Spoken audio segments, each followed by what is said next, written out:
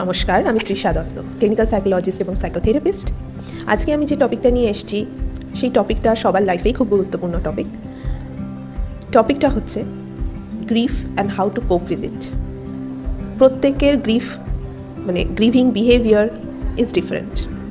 এই ভিডিওটা করার উদ্দেশ্য এটাই যে আমরা যদি different types of grief and the stages of grief এই জায়গাটা যদি বুঝি, তাহলে আমাদের নিজেদের জন্য নিজেদের গ্রিভিং সিচুয়েশনসগুলোকে কোপ করা ইজি হবে বা হেলদি ওয়েতে কোপ করতে পারবো। অ্যান্ড অলসো আমাদের সামনে যদি someone is facing a grieving situation, তাকেও আমরা হেল্প করতে পারবো। সো এই জন্য অনেক সময় অনেক মানুষেরই এই জায়গাটা একটা সিচুয়েশন পড়ে গেল, কোনো একটা গ্রিভিং সিচুয়েশনে পড়ে যাওয়ার পর কীভাবে বিহেভ করবে, বা সামনে কেউ একজন গ্রিভিং পার্সন রয়েছে তাকে কিভাবে কনসোল করবে, এই জায়গাগুলো অনেকেই বুঝে উঠতে পারে না। তো সেই জায়গাটার জন্য আজকে আমি ভাবলাম এই ভিডিওটা করি। What are the types of grief? অনেক রকমের গ্রিফ হয়। প্রথম টাইপটা হচ্ছে অ্যান্টিসিপেটরি গ্রিফ। মানে কি, কথাটা দিয়েই বোঝা যাচ্ছে, কোনো একটা সিগনিফিক্যান্ট লস হওয়ার আগেই আমি বুঝে গেছি যে এটা হতে চলেছে, অ্যান্ড আমি লসটা হওয়ার আগে থেকেই একটা গ্রিফ সিচুয়েশন এক্সপিরিয়েন্স করে ফেলছি, বা গ্রিফ এক্সপিরিয়েন্স করছি, ইমোশনাল সাফারিংটা আমার শুরু হয়ে গেছে। এটা হচ্ছে অ্যান্টিসিপেটরি গ্রিফ। সেকেন্ড হচ্ছে ডিসএনফ্র্যাঞ্চাইজড গ্রিফ। ডিসএনফ্র্যাঞ্চাইজড গ্রিফটা কী জিনিস? এটা তখন হয় যখন আমি জানি যে আমার গ্রিফ যেটা নিয়ে হচ্ছে সেটা is not acceptable in the society, বা আমি সেটা নিয়ে ওপেনলি মন করতে পারবো না, বা আমি যদি মন করি আমার গ্রিফটা নিয়ে, তাহলে আমাকে লোকে জাজ করতে পারে, ডিভ্যালিউ করতে পারে, স্টিগমাটাইজড হয়ে যেতে পারি। যেরকম ফর এক্সাম্পল কি, যে grieving for a loss of job, আমি যদি এটা নিয়ে গ্রিভ করি মানুষের কাছে পৌঁছে যাবে আমার জব লস হয়েছে, তাই আমি জায়গাটাকে চেপে চেপে রাখছি। Grieving for loss of a loved one to suicide, আমার কোনো লাভড ওয়ান সুইসাইড করেছে, সুইসাইডটা তো ট্যাবু হিসাবে এখনও দেখা হয়, তো আমি ওই জন্য আমার গ্রিফটা সেইভাবে আমি করে উঠতে পারছি না, কারণ লোক সমাজের থেকে আমাকে লুকিয়ে রাখতে হচ্ছে। সো এটাকে বলে হচ্ছে ডিসএনফ্র্যাঞ্চাইজড গ্রিফ। নেক্সটটা হচ্ছে কমপ্লিকেটেড গ্রিফ। কমপ্লিকেটেড গ্রিফটা কি? যখন পেনটা কখনোই ডিসঅ্যাপিয়ার হয় না, কিন্তু ইজ হয়ে যায়, পেনটার সাথে আমি থাকতে থাকতে থাকতে থাকতে অ্যাজ ইফ একটা হ্যাবিচুয়েশন হয়ে যায়, ইজ হয়ে যায়। বাট সেটা যখন একটা টাইমের পরেও হচ্ছে না, সেই মানুষটা কিছুতেই তার ডেলি ফাংশনিং, ডেলি লাইফের কাজগুলো, ডেলি রিলেশনশিপসগুলোর দিকে আর যেতেই পারছে না, যেটা আগে করতো। এইটা একটা সাইন অফ কমপ্লিকেটেড গ্রিফ। সে ওই লসটার পর থেকে আর কিছু আগের মতন করতেই পারছে না, একটা টাইমের পরেও, একটা বেশ ভালো অ্যামাউন্ট অফ টাইমের পরেও। সেইটাকে বলা হয় হচ্ছে কমপ্লিকেটেড গ্রিফ। কমপ্লিকেটেড গ্রিফ কিন্তু মোস্টলি একজন death of a loved one যখন হয়, বিরিভমেন্ট থেকেই আসে, যে এতটাই সে একটা স্টেট অফ বিরিভমেন্টে চলে গেছে যে সে অ্যাকসেপ্টই করতে পারছে না যে মানুষটা আমার জীবনে আর নেই, আর কোনো দিনও ফিরবে না।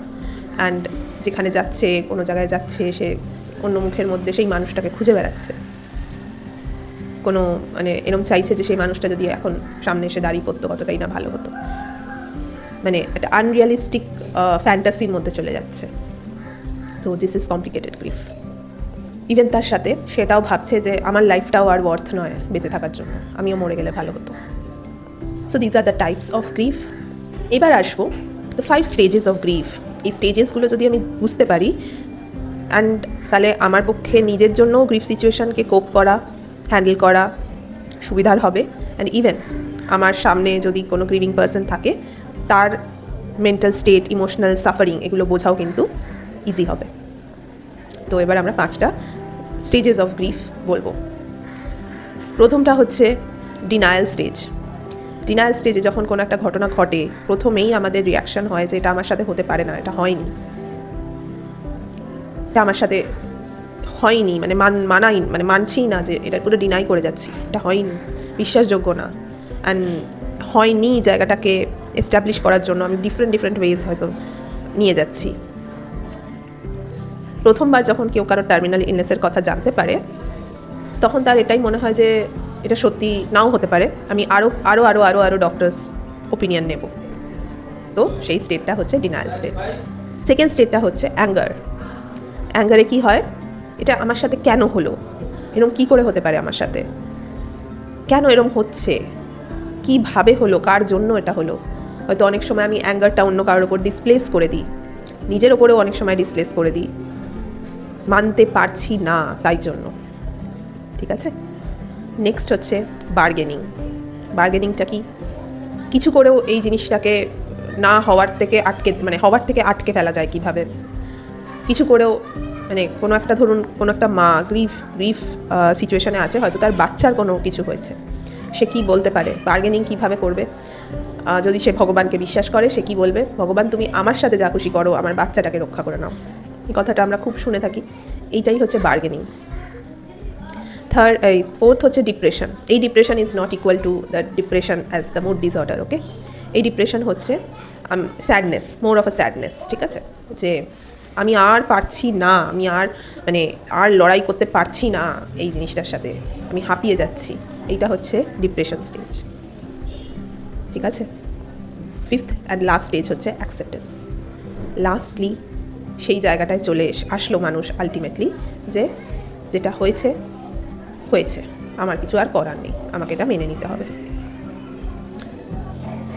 সো এইটা আবার মাথায় রাখতে হবে যে এই যে 5টা স্টেজ পরপর বলা হলো, এটা কিন্তু সবসময় যে এই অর্ডারেই আসবে বা এই অর্ডারেই ফলো হবে বা প্রত্যেকে এই অর্ডারেই সবকটা স্টেজকে এক্সপিরিয়েন্স করবে, এরকম নাই হতে পারে।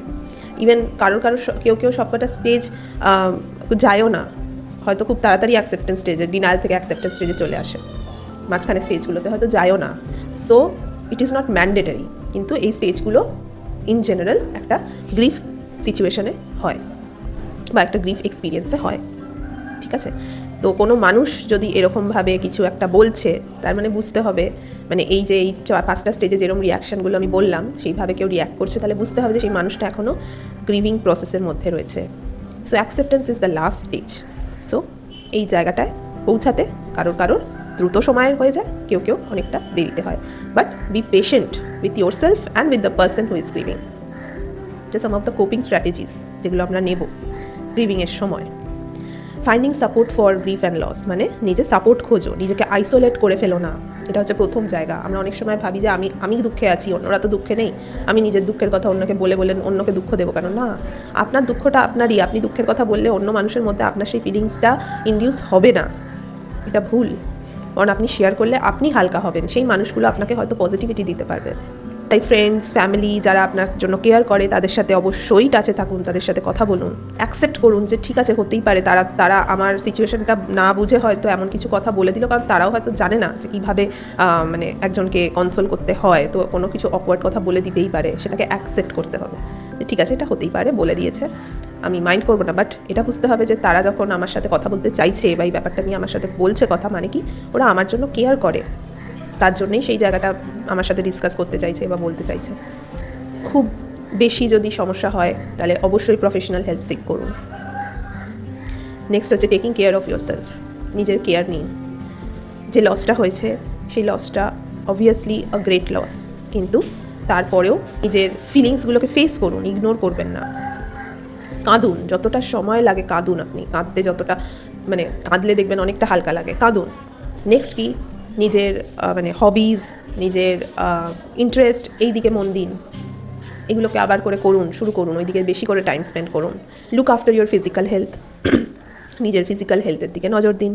ঘুমান ঠিকঠাকভাবে, স্নান, খাওয়া দাওয়া, জল খাওয়া, এগুলো ঠিকঠাক রাখতে হবে। অ্যান্ড অলসো দেখতে হবে যে কোন জিনিস আমার গ্রিফ ফিলিংটাকে আরও ট্রিগার করে দিচ্ছে, বাড়িয়ে দিচ্ছে।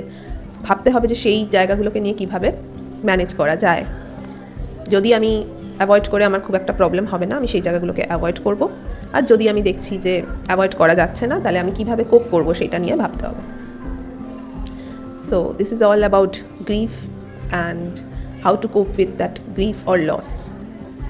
এই জায়গাটা আজকে ভিডিওতে আমি রাখলাম, বিকজ আমার কাছে কিছুজন আসছে এখন যারা এই প্রসেসটার মধ্যে রয়েছে।